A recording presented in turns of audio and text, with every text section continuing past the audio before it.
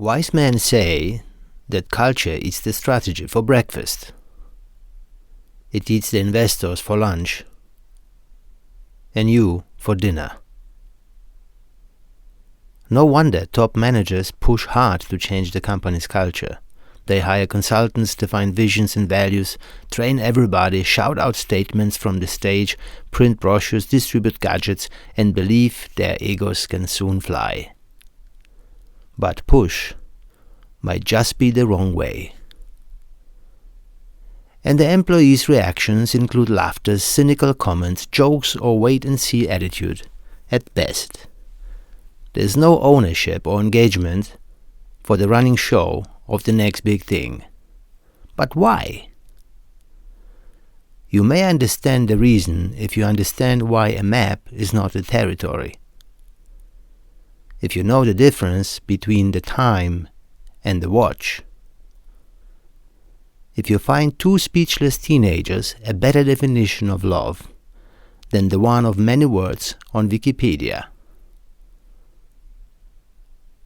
So what is a company culture? What does it do to a company? It keeps it in balance. It provides a way how a company deals with the gravity of the market, competition, rules, customers' behavior.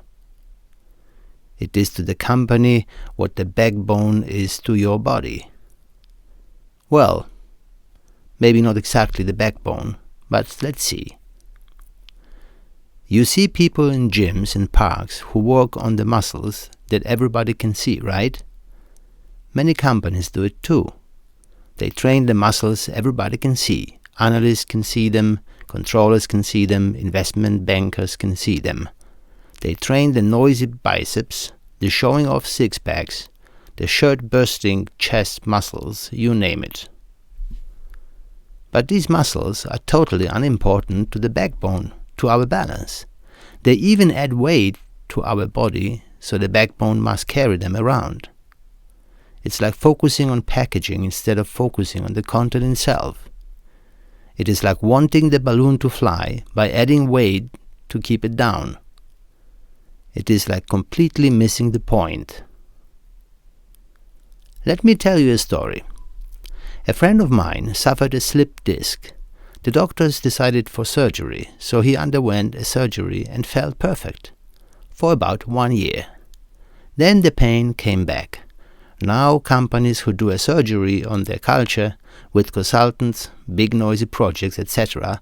often experience falling back into the old culture then, just like my friend did. Let me tell you a second story. My other friend came back from a long-distance trip one day, about 12 years ago. He went to his office the day after and collapsed at the traffic lights about 100 meters away from his home. He just slumped down like a potato sack in his suit with his tie and the business bag. People helped him to get up. He was in incredible pain. They brought him to a doctor. The doctor suggested a surgery. He went to a second one. The second doctor suggested a surgery on Tuesday at 10 a.m. It was Monday when it happened. My friend kept asking doctors till one said, "No surgery. There's another way how we can fix it." Somehow my friend also felt that the surgery is not the way. What was the way? Well, playing. Yes, playing like a kid. His doc said that he need to train those muscles that he cannot see. He didn't even know he had them. That's why he could not train them consciously. The deep muscles around our backbones are the most important muscles to keep us upright so we can balance while walking, ride a bike, or just stand like a rock for hours if needed. He was jumping on a trampoline, balancing on a ball, walking a slack line. He was basically playing around, and he felt better. He could walk, and the pain was gone. He has never felt the deep muscles, let alone anybody could see them, but still, they were his best friends. They are humble. Unlike the six-pack, they are not vain like the biceps. They act behind the stage. All the other muscles are, however, useless without those little helpers and friends. So what do we learn from that for the company's culture? You cannot cut it right by a surgery. You cannot print it perfectly on a nice brochure, and you cannot shout it into the hearts of your employees from a noisy stage. However, you can fix and maintain it by allowing playing. Relax, play, challenge your balance, and your culture will strive. Because culture is what happens if you do the right things. Culture is hidden in the deep muscles.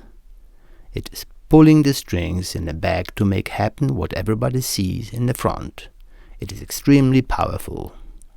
Cult is the castrated form of culture. It is based on the impatience, on control mania, on the assumption that employees are grown-ups only during the weekend but not between Monday and Friday, and hence they need guidelines for everything they do. The unfinished culture, basically when you stop at T, leads to a cult of whatever serves the short-term purpose. Cult of a person, cult of a protocol, guidelines, cult of hierarchies, cult of politics, you name it. Just because they hate the rest of it, U-R-E. You are empowered. Yeah, they don't want you to be empowered. Be free, be honest, be fair, be owner, be risk-taker, be a human. Finally, if you really want to experience a company's culture, you place yourself at the company's gate, where people are passing in the morning and leaving at the end of the day. What you see in their faces, body language, and how they interact tells you what the company's culture is. There's no recipe how to fix a company culture, but there are 5 interesting insights to share. Culture is a teamwork. You cannot delegate it. Actions need mindset. Mindset needs experience.